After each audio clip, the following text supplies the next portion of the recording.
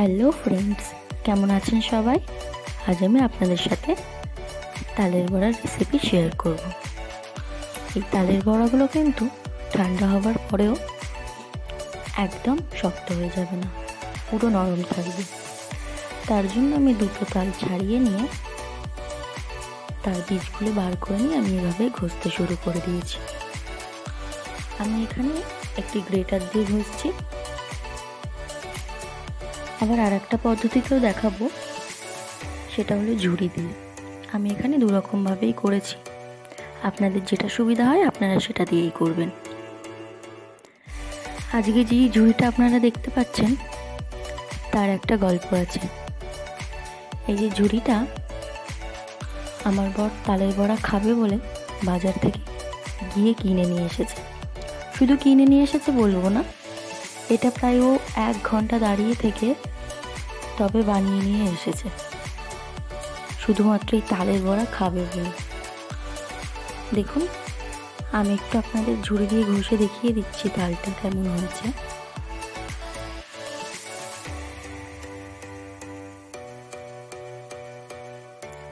এই সেই ঝুড়ি বানানোর ভিডিওটা।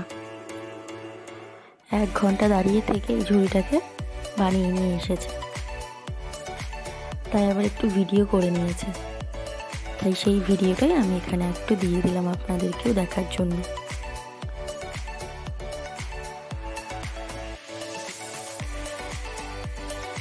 আমি ঝুড়ি দিয়ে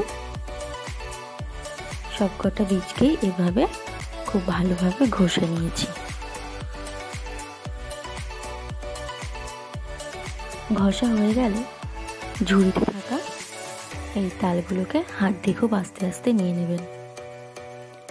এবার আমি তালগুলোকে একটি নেটের সাহায্যে ছেঁকে নেব, যাতে এই তালের মধ্যে আর কোনো আঁশ না থাকে।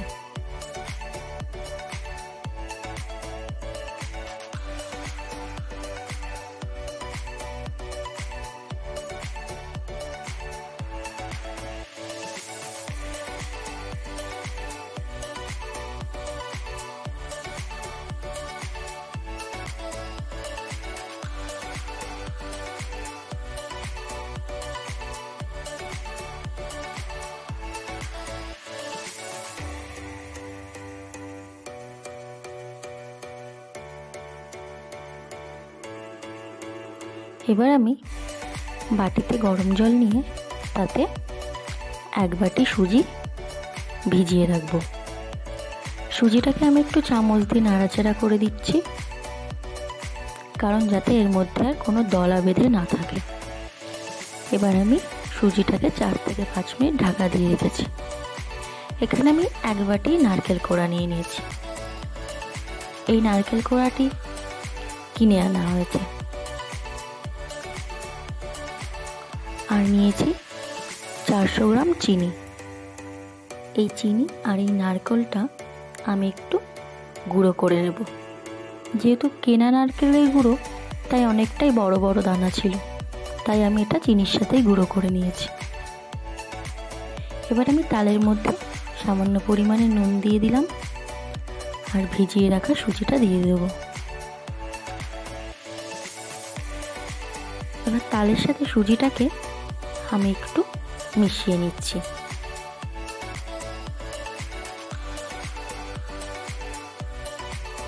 এবার আমি এখানে 400 গ্রাম ময়দা আর 150 গ্রাম আটা দিয়েছি, আর দিয়ে দিচ্ছি চিনি আর নারকেলের গুঁড়োটা। এগুলোকে আমি একটু ভালোভাবে মিশিয়ে নিচ্ছি।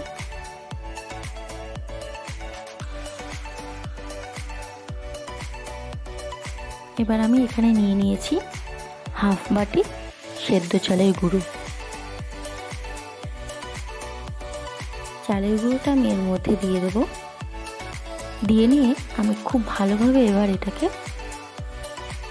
ফেটিয়ে নেব। যত ভালো করে ফেটাবেন ততই কিন্তু আপনাদের বড়াগুলো ফুলবে আর ঠান্ডা হওয়ার পরেও নরম থাকবে। আর ব্যাটারটা খুব বেশি পাতলা করে ফেলবেন না।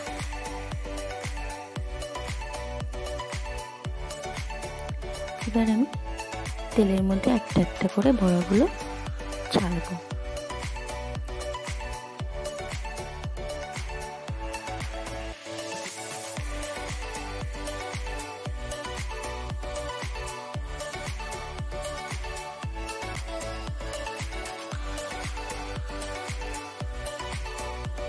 দেখুন বড়াগুলো কিন্তু আমার খুব ফুলছে। এভাবেই আমি প্রত্যেকটা বড়া ভেজে নেব।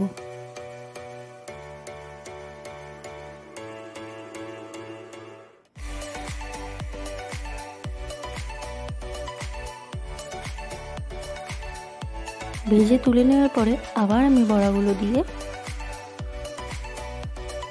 ভেজে নেব।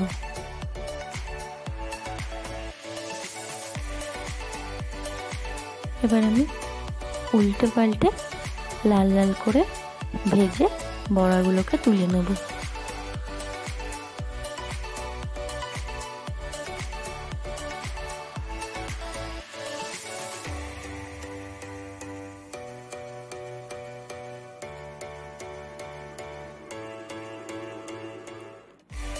দেখুন সব কটা বড়া আমার ভাজা হয়ে গেছে।